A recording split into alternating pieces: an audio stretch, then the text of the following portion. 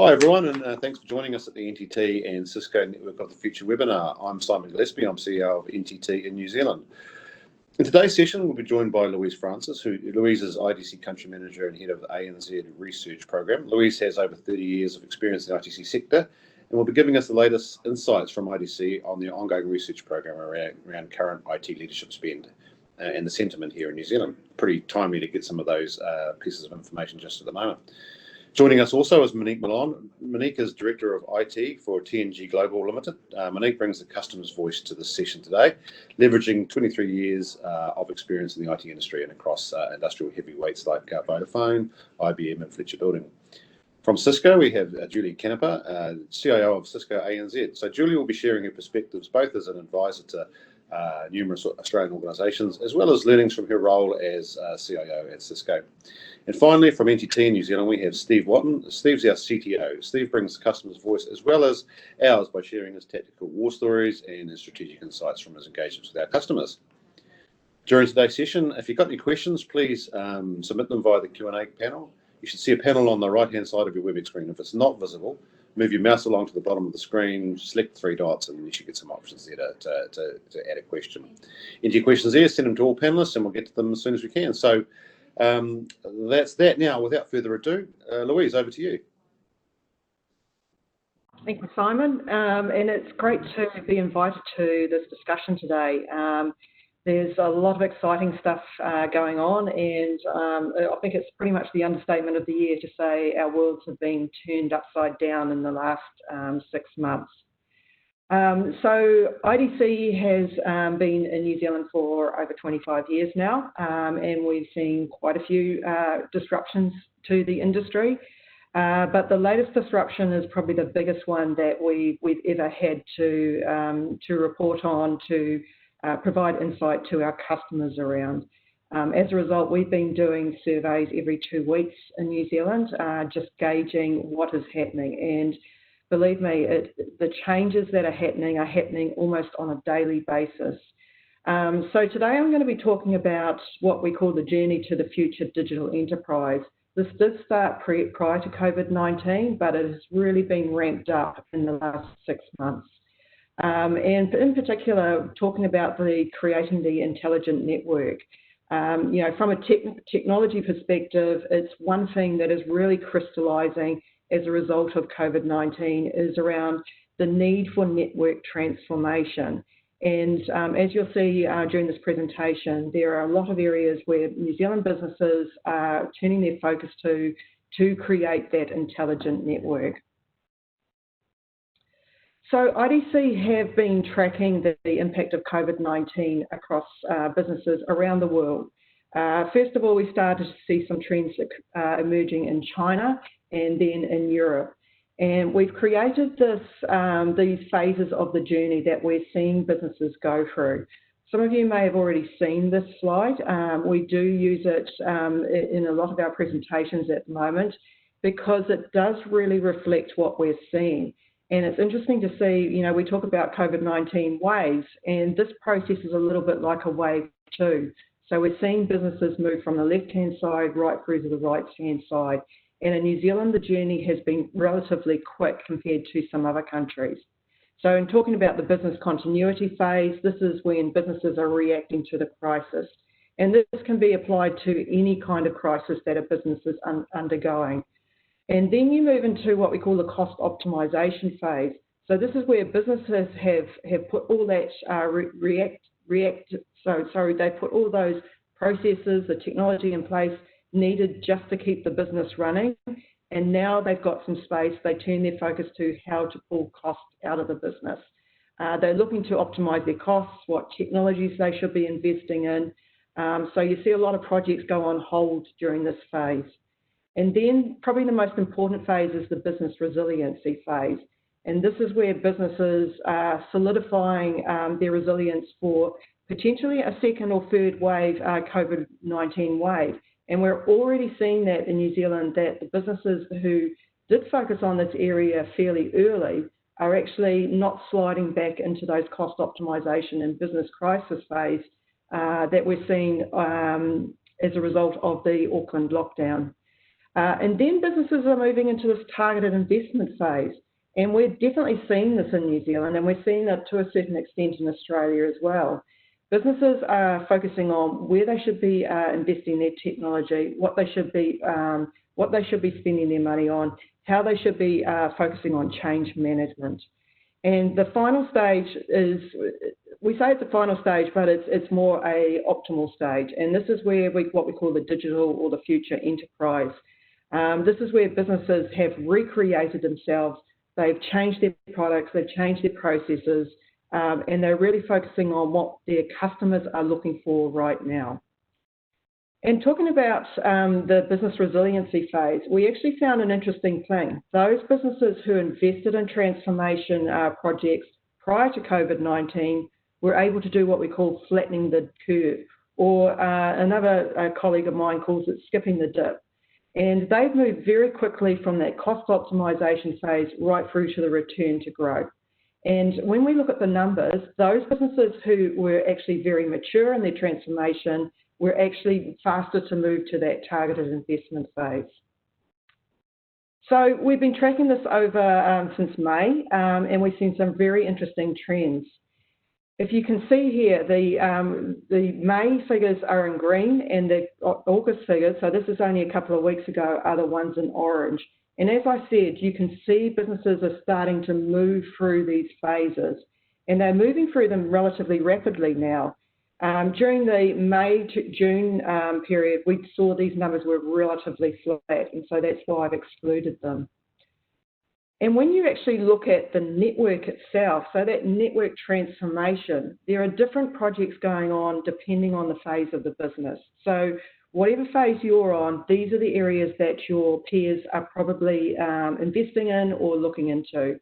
So if you're in that crisis stage, we saw a lot of work around secure remote access. We saw a lot of work trying to understand data center traffic patterns, thinking about working from home. The patterns are all going to change. And businesses are really triaging their priorities. In cost optimization, there was a lot of work around rationalization. There started to be some emphasis on hybrid access, so SD-WAN, looking to optimize the networks in the organizations. And of course, data insights. So the network resiliency is really important for gaining those insights.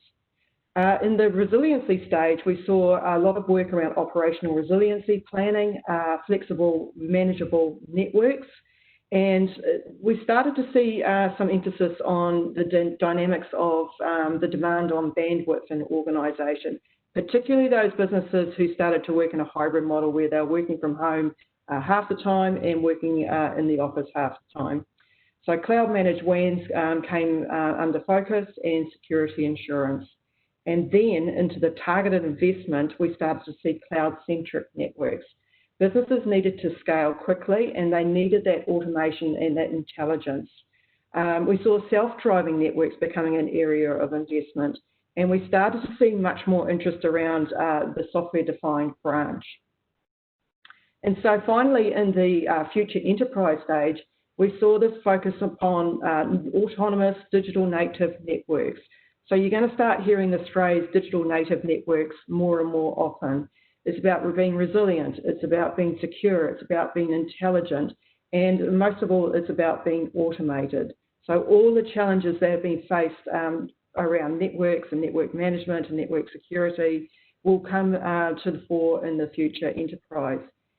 Talking about recent events around the DDoS attacks in New Zealand, this is not a New Zealand thing. This is something we're seeing globally, is this attack on the new network, the new network profile. So you think about businesses, they've got a broader attack surface now. You think about what's happening in business continuity phases and this rapid deployment of technology, the rapid deployment of devices.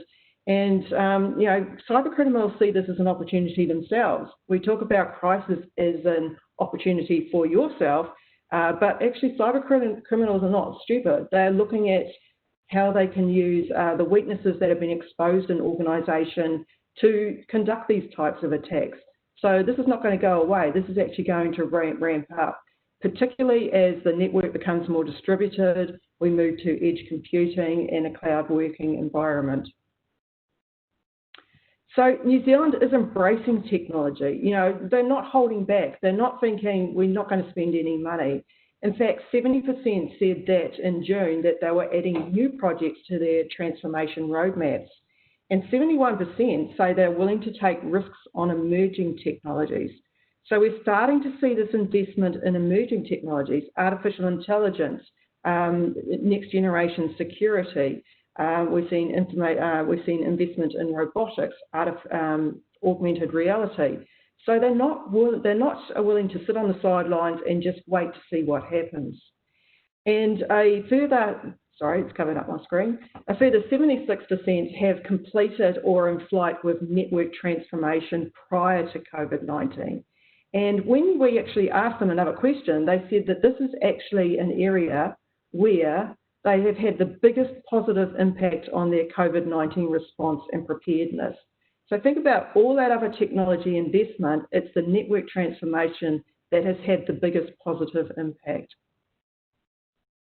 I'm not going to go through this in detail, but it's just showing how New Zealand businesses are actually focusing on budget growth. It's pretty modest. So if you look on the right-hand side, you'll see the percentages of growth, budget growth expected from New Zealand and Australian organisations, and these have remained pretty static over the last 3 months. But the big news story is there are more businesses planning to increase their budgets than decrease their budgets, both in 2020 and 2021. I think the Australian story is very interesting because we've actually seen those numbers definitely drop back. They were actually on par with New Zealand a couple of months ago, but now with what's happening in Melbourne, we're starting to see this disincentive to increase budgets occurring much more rapidly. So talking about network transformation, there are different areas where we're seeing investment. And we've asked this question around what are you doing as a result of COVID-19 and what are your long-term plans? So no surprises here, the biggest focus at the moment is around the optimisation of networks for remote working. So there was a lot of work going on in that crisis stage and also in that business resiliency stage. Cloud connectivity optimisation. So obviously as part of the remote working, cloud becomes a much more attractive proposition to organisations that weren't necessarily investing before. We're seeing at the moment a lot of network and security convergence, and there's a lot of discussions going on about how do you integrate the both? How do you make sure that you have security embedded in your network transformation? But if you actually start to look about what the long-term prospects are, there's much more focus on the enterprise network transformation through SD-WAN. So SD-WAN in New Zealand has been we're probably a little bit lower in terms of maturity than other countries, but looking at these long-term plans, I expect that we're going to see much more investment over the next 18 months to 2 years.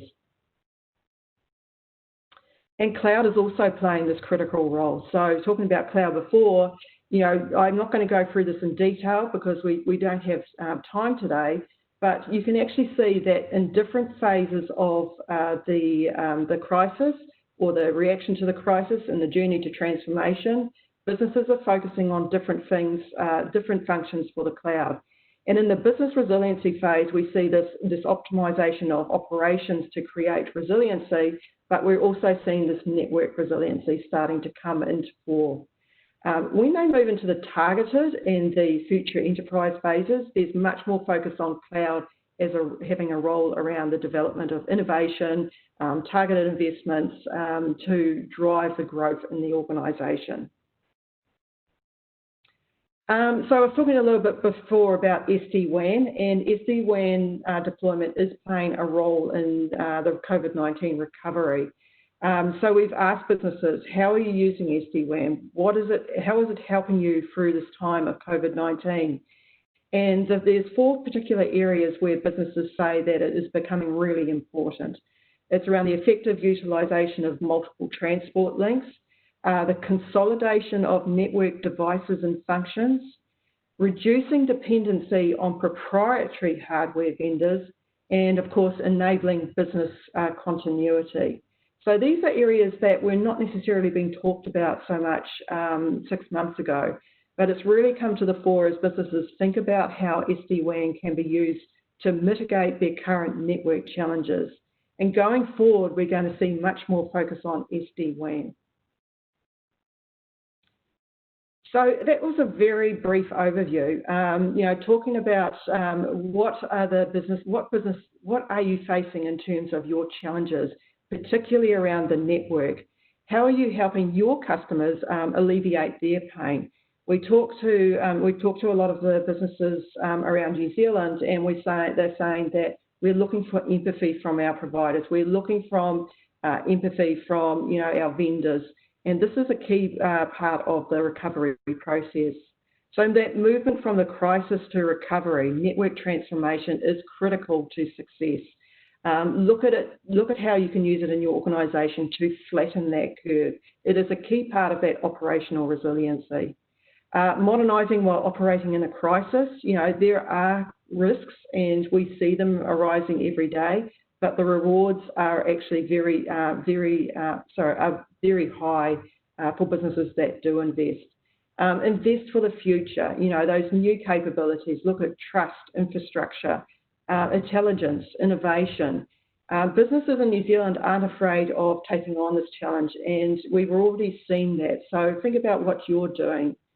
And the branch of one, this is a concept that's starting to emerge, and in part is to do with network transformation. So working from home is driving this concept. They're driving the concept of a branch for one. How do you create that network resiliency when you're outside the perimeter of the organisation? Businesses have spent years on building and hardening their networks, and now we're moving to this branch of one model. What are you going to do as a business? So I'll finish on a note from my colleague in Europe. He's talking to some CIOs and CEOs a couple of months ago, and one of the things that he said came back to them is that your COVID-19 response will define your reputation for the next decade. The network is going to play a key part of that. We're already seeing the media reports about the DDoS attacks in New Zealand. These are the sorts of things that are going to affect your reputation. So having that network transformation is going to be critical. So I know that was a very, very brief overview, and a lot of those areas we could spend probably the next hour talking about. So I hope it does help you think about your network transformation, creating that intelligent network. And now I'm going to hand it back to Simon for the panel discussion.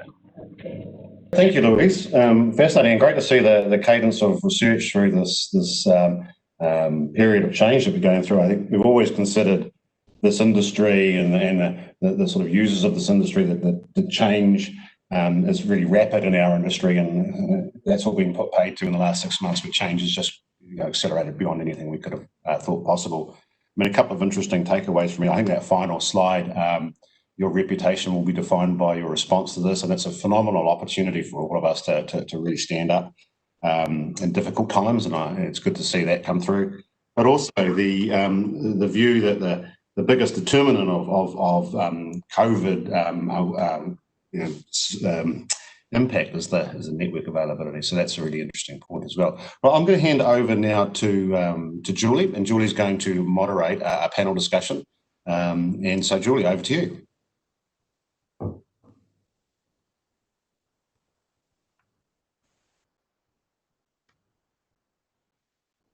Journey that we've had inside of Cisco. So I'm going to talk to you now as the internal IT department of Cisco, not Cisco the business.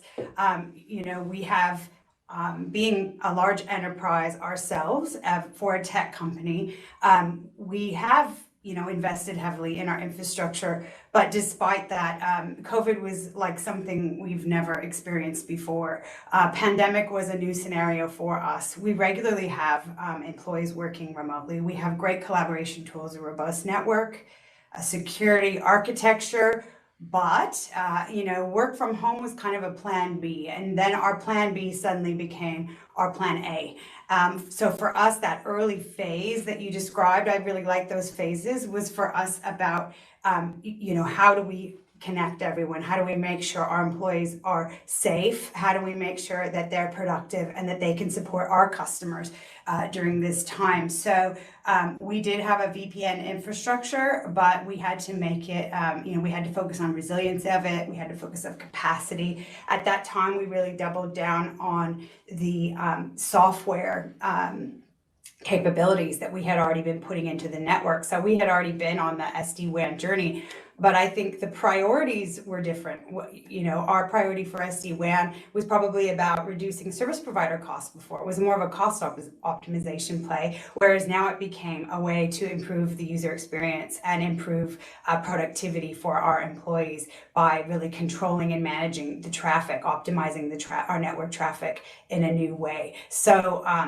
for us, that was big. There was a lot of change management that we had to take care of. We had to align staff and resources and change some of our processes. But in general, I would say that first phase was shortened and that curve was flattened because we did have those technologies in place. And what we feel now, because we knew the world was changing right before COVID, we already had we were seeing the results of mobility and cloud and, more mobile workforce was changing our need for what our network needed to do. But this really accelerated that for us and affirmed our strategy because the network has been the thing that has got us through this crisis for sure. And we realize what an important asset it is for us. Bringing security to the front with your network just makes so much sense to us. And using software-defined constraints, looking at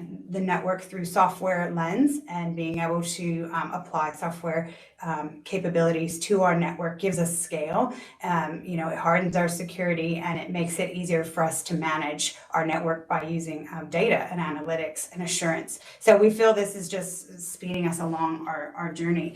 The part that's also interesting about the continuum, I thought, is that it's not really a linear journey for us. We're finding that you go forward, you go back, and each of our markets are a little bit different as well. So we have some countries that are really far ahead and we're looking at future and we're looking at what will the future workplace be? What do we need our network to do? And then we have some that, it's still more in the recession phases where we're really looking at the targeted optimization. So I thought that was pretty interesting. So really, really good stuff. I'm curious to know what the others on the panel think about it. So maybe we'll start with you, Monique. How did you feel about this and how it relates to TNG? Sure. Thanks, Julie. Yeah, look, for us, very similar story to what you've just said. We had already embarked on an upgrade for our network, which a lot of it was aged components. I think we had some, very small bandwidth, not very good resiliency, very manual. The old network where, you actually had to physically visit sites and, we didn't have the visualization tools that we've now got. So we're actually probably 60 to 70% through our SD-WAN journey and, getting really good, hardening of the network. As you said, we also had a VPN enabled because we did have staff that had to work from different sites and sometimes from home. So we were probably reasonably well poised when we had to suddenly everybody pack up and ship out. Probably the one thing that caught us out was devices. So a lot of our staff so we have people who work in operations and finance who still had the thin clients, which don't work well from home and can't connect and all sorts of things. So it was on our plan to replace those. So we had to accelerate purchase of the right sort of user equipments. But it really resonated with me that the continuum, and we were probably quite lucky that we were able to sort of jump the dip. I like that Louise said there. That was quite a good leap the dip, whatever it said. Skip the dip, I think it was. And I think it's it'll be different for every company, but most of us were struggling with mobile workforce, making sure people have good performance from wherever they want to work, making sure we are safe and secure and that we've closed up as much as we can. I mean, we'd just gone through, quite a few cyber attacks. We'd had a few years ago, before I joined Turners and Growers, now TNG Global, they had a ransomware attack, and they'd already closed some of the loops. But it's always about being vigilant, because I think, as Louise said, you never know when that next attack is going to come, and what's an opportunity for us is also an opportunity for cyber criminals. So security and performance are just two of the things that all of us in our roles need to be really mindful of, and constantly continuous improvements. Not good enough to get to a certain point and then rest on your laurels. So that's probably, I really appreciate the insights from IDC, and I think most people on the call will say, yeah, it sounds just like me. Great, thanks for sharing that, Monique. Steve, what are you hearing from your customers throughout this, and do you think this relates for your customer base? It certainly does resonate. When I look at, I guess, the experiences leading into COVID, from an NTT perspective, we were quite lucky. We'd run a BCP exercise, a paper manual one, just to run through our own BCP, just to make sure we were able, and this is prior to thinking anything of COVID, and we had left the workshop thinking, yes, we really need to test this, but unknown to us, COVID was around the corner and essentially shut down. And we were probably lucky that we did skip some of that dip from our own learnings and our ability to have tested our BCP plan. But if we look at the COVID reaction in the first weeks leading up, probably first week leading into COVID shutdown, there were a lot of organisations who, whilst had the technology, weren't prepared for everyone working from home. So a lot of organisations had their VPNs already set up. However, they were only for 30 to 40% of the business. And when COVID came, that essentially meant 100% of people working from home, or that 60% not working from home and not being productive.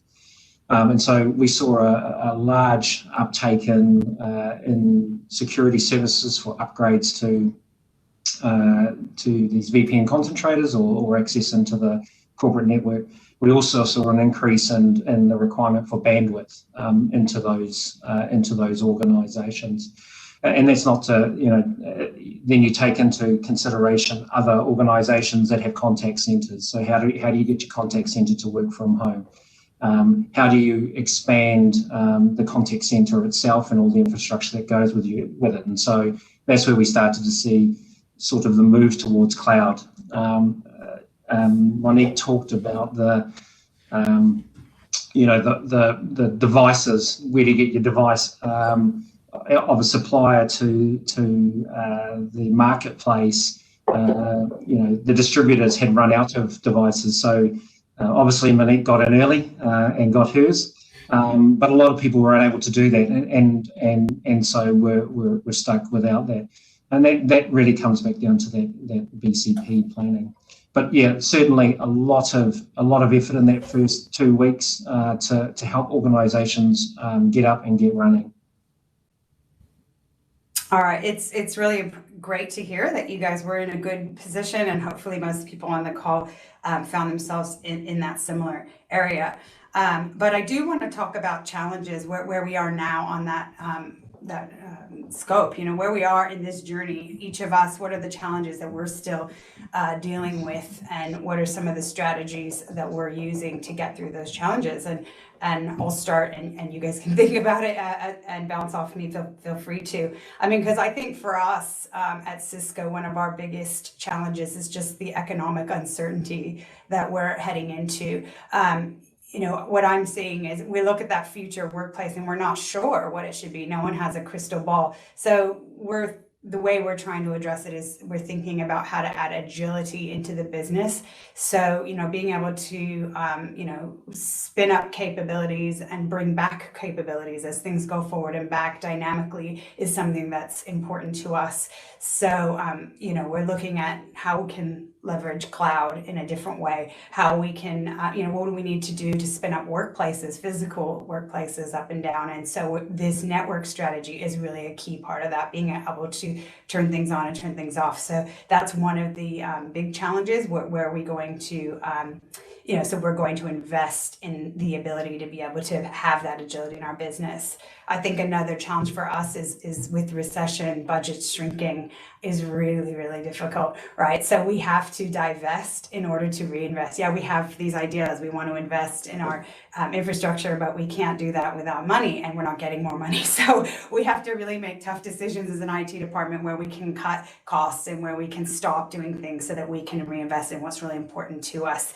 And definitely our infrastructure is one of those areas that we're going to be doing that. We're looking for automation to help us with this as well. Automation is going to be key to us in simplification and driving down cost so that we can invest in the right things. So, we want to move away from dealing with boxes to dealing with architectures instead, and using software to give us scale. So that's something that we're trying to do. And then the third one, and I hope all of us speak to this because it's so relevant right now, is just dealing with the new cyber challenges that we're all facing. I think around the world we're seeing cybercrime go up. In New Zealand, you don't have to look far to see what's going on with the New Zealand Stock Exchange and all of the incidents, and these new cyber threats are really causing us to think about security differently. And for us, the network touches everything, so it makes sense to have security in our network and to make sure that we're looking at security,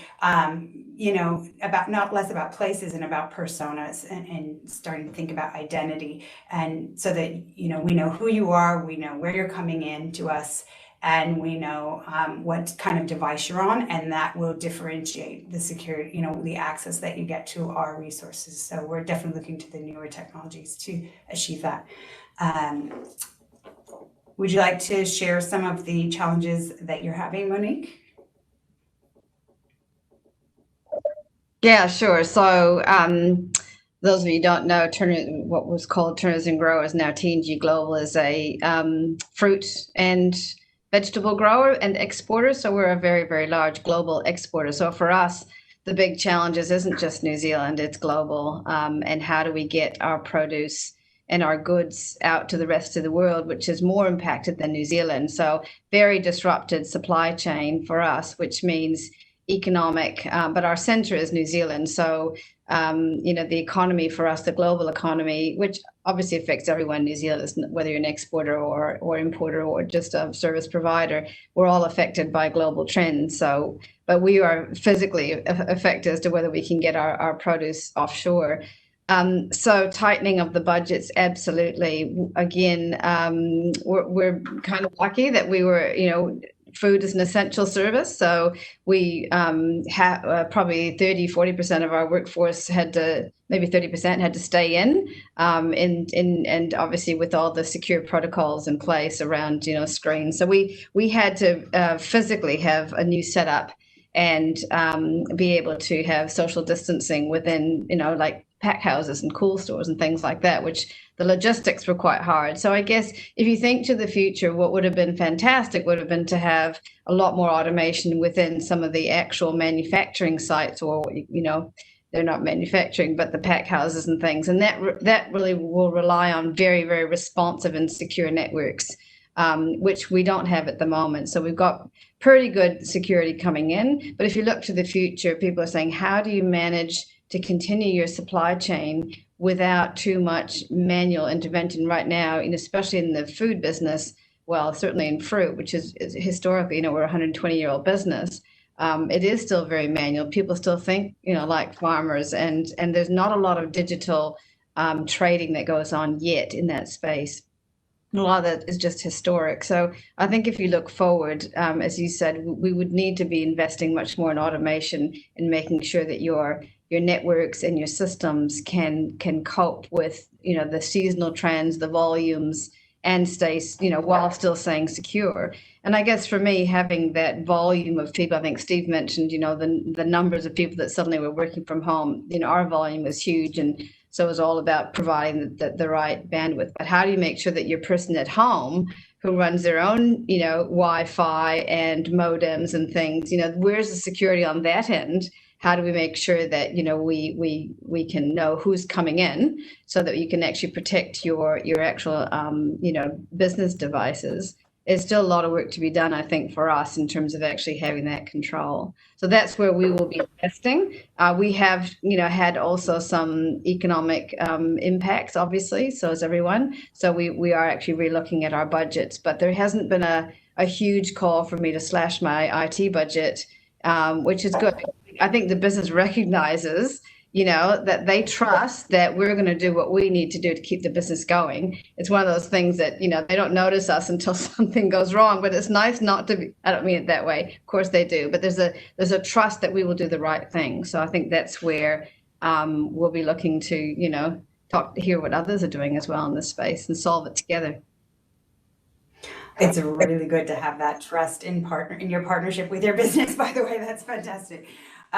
Steve, what about from your view? What are some of the challenges and what are you going to do about it? Yeah, look, hey, Monique brought up we're running our businesses on our employees' home network, and when you break that down and you think about that, if you work for a multi-million-dollar business or $1 billion business, in some cases, there is a reliance on that home network to provide your products and services back out into the marketplace. And so, with everyone working from home now, that data, the IP that's contained within, which is generally contained within your corporate network, is now out in a home network. And it's really important to look at, how do we secure that? How do we, and not just secure that network? You need to do it economically. So it'd be easy to extend your WAN out to every home employee, but you can imagine the cost of that. So how do we get smart about delivering a service that is secure, but also cost effective? But also you have to take into account then the privacy. So you are on someone's home network. They want to have their own privacy as an employee or staff member and want to be able to do the things that they want to do. But at the same time, the business needs to be able to ensure that the links are secure and there is sufficient bandwidth for that customer experience and their ability to do their job. So those are things that one of the things we're looking at in terms of how do you keep your employee connected, but how do you keep their privacy safe? And I think we need to think about that. And the other side of that is, I guess, from a WAN perspective, we saw a large increase in the requirement for bandwidth across the time when COVID is in place. But as people come, to and fro from from home to their place of employment, you don't want to have services which are fixed cost and you don't know what they are. You need to be able to have those to be ramped up and ramped down and required when they're needed. So from a WAN point of view and even from a security point of view, how do we connect back to the cloud? How do we connect into corporate data centers? But how do we do it in a different way that says I can adjust my service up and down as required? And that comes back to where am I best to spend my money? So I think from our perspective, those are things we're looking at. The other side is as people are working from home and outside the bounds of the perimeter. I'm not sure where the corporate perimeter is anymore, but a lot of the security services that are available available within the corporate environment are now not necessarily available from a person's home. So your web protection, your email protection, all of those sorts of things need to be thought about. So from an NTT perspective, it has changed a lot for us. We are looking at things in a very different way, and for the first time, I think in a long time, the industry now needs to consider the way in which we deliver those services and the costs that are associated with them. Thank you. Yeah, I'd like to sort of weigh in, because as we're running low on time, a little bit on future and what future looks like. Louise mentioned the branch of one as a concept, and I'm quite curious to know with all of you, what do you think the future is going to look like for your business? I guess I'll start with Cisco, in that I definitely believe that we're not going to be going back to what we had, and I think that we have been fundamentally changed and foundationally changed in how we do things. I think for us, I'm hearing some businesses say they're going to be 100% virtual from now on.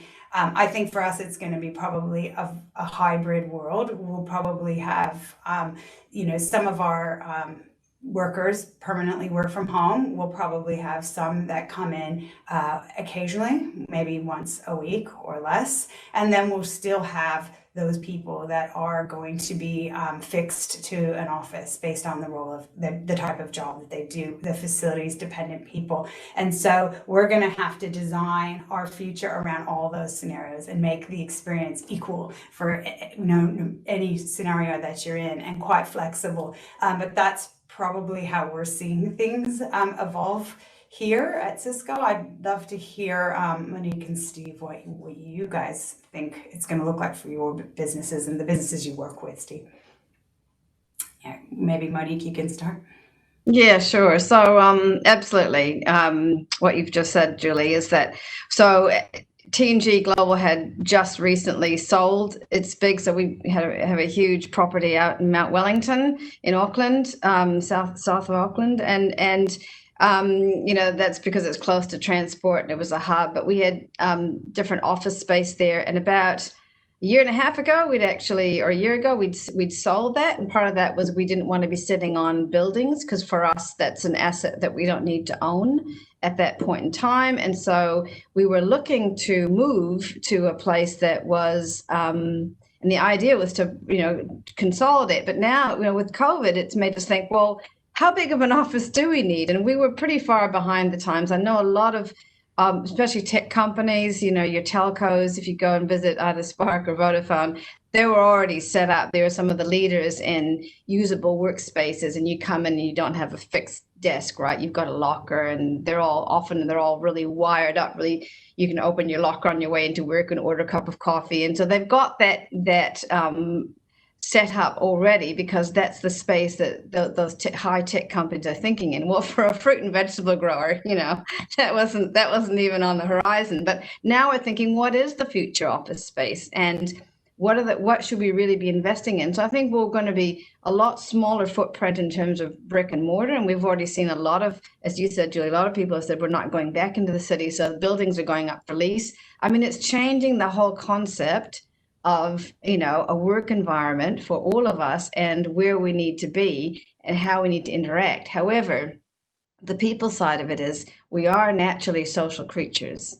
There is no way that my team, in IT certainly, they still want to be connected. They love working from home, by the way. Their productivity has actually gone up, because that one thing that I was trying to get them to do was not have so many disruptions. People walk up to your desk and you're in the middle of solving some deep problem, and they go, "Hey, got a minute?" And you go, "Oh."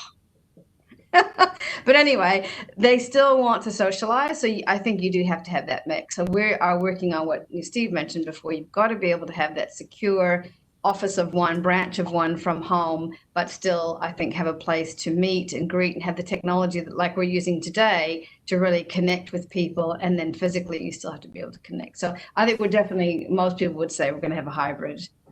Yeah. Yeah. How about you, Steve? Yeah, I mean, I'd have to agree. Today, there's probably 10 people in a reasonably large office here in the middle of Auckland. And it's quite interesting because our Wellington offices are generally around about 50 to 60% utilised, even as we've gone through each of those level down to level 2 and level 1. So they haven't seen much of a change. I do think it will be a hybrid model, and I guess that's why when we start to look at the hybrid model, what does that really mean? I know through lockdown, on a call, a video call, competing with my son playing Fortnite, my view and my ability to take that call and especially if it's customer facing becomes a big issue. So once again, I come back, how do we create this Office of One? How do we make sure that it is secure, and then how do we make sure that it's economically viable? Because if you have an organisation of 4,000 people, if you just do some numbers, they're fairly high numbers to add to your budget. So we need to figure out how do we deliver that, and how do we do it in an economical way. And there are ways around that. Yeah, for sure. I think we've all experienced that work from home challenge with prioritizing the bandwidth of the home. So yes, technology has to be able to answer that. So Louise, I'd just like to call on you. So you presented the data, right? What you're seeing in the market, what IDG is, you're doing surveys with people on a regular basis. Now you've heard from all three of us our different stories from our perspectives in the industry. Is there anything that came out that was a surprise to you, or does this match with what you're hearing? Just wanted to see if you could match those up for us. Yeah, I think they're definitely what we're hearing, and it is changing, and I think businesses are thinking of that hybrid model and how it's going to work. So, the old approach around network and the perception around what actually forms a business network is changing, and with that threat landscape, changing, we're seeing businesses thinking about how they can use new tools. So things such as managed detection and response tools.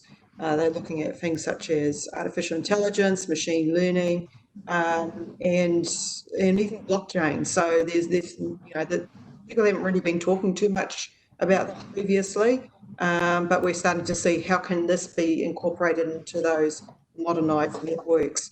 There was actually a question that's come through on the panel and talking about the future office culture, and that is also something that needs to be, you're going to have all this change management is part of it, but how does this fit with your corporate culture?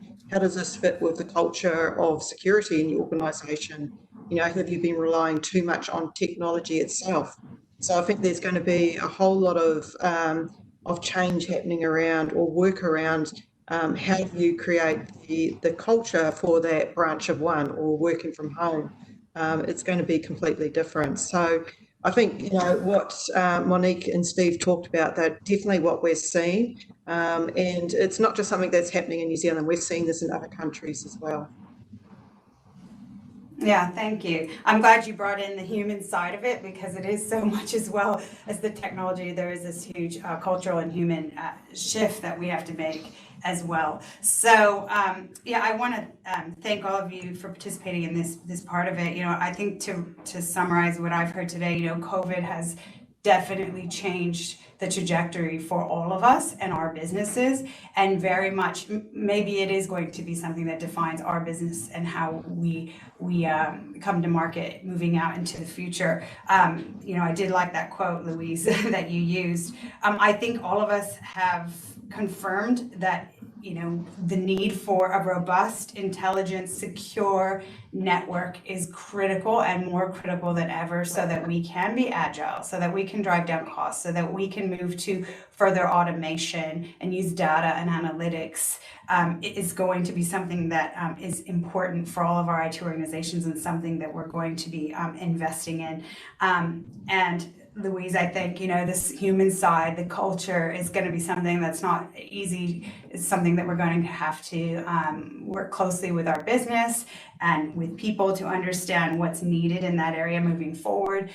We also didn't talk much about the skills. There's a different set of skills sometimes that are needed to manage networks and to look at our infrastructure in these new software-defined ways. So I think that's something that, sometimes partnerships are very good in this way, where we can use trusted partners to help us get through this change and through this transition period. So yeah, it's been a really interesting conversation. And thanks Monique, Steve, and Louise for walking through it with me. I'll hand it back to you, Simon. Thank you very much, and thanks to all of our panelists. Really interesting discussion, I think, this afternoon. There's two I guess, flavours of what we're looking at as we go forward. One being the technology, and sometimes we take that for granted. The technology, the ability to have video conferences or video calls. Not so long ago, this was Star Trek only technology, right? And we sort of take it for granted. It's amazing to have. I wonder if we'd had this pandemic 10 years ago and had to shut down businesses 10 years ago, just how greater the impact on our economy might have been without the ability to keep a lot of organisations going through the use of technology. And I think perhaps in years to come, as we look back on this and people write papers and do PhDs on it, the role of technology might be finally understood in terms of the sheer impact and the ability to maintain operations and business going forward, along with all the social functions that it's served as well. So that's an interesting point to me. The other one is the cultural side of things, and you've talked about it a lot. Some really, really interesting insights out of that. And the only thing I would add to that is the cultural challenge. We've gone through a crisis, and it's relatively simple to maintain a culture of enthusiasm and effectiveness in a crisis. You've got a banner to rally people to. We just need to take care as we go forward that the crisis fatigue doesn't kick in and we start to lose people along the way. So as business leaders, we've got a lot of work to do and a lot of learnings to generate around how we do that, how we not only maintain a culture, but how we create culture and how we welcome people to businesses and how we build new teams remotely, whereas we might have had an off-site, and spend a day on a pen on a page. How do we sort of manage those sorts of things going forward? Just an incredible the speed of change that we all got to keep up with. So really interesting times for us all. So again, thank you very much, Louise, Monique, Julie, and Steve for your time today and for your insights and your knowledge. Really appreciate it. Thank you to everyone who's joined us today. Appreciate your time. I hope it was valuable. Feel free to reach out to any of us if you've got any further questions. And with that, we will sign off today. Thanks, everyone.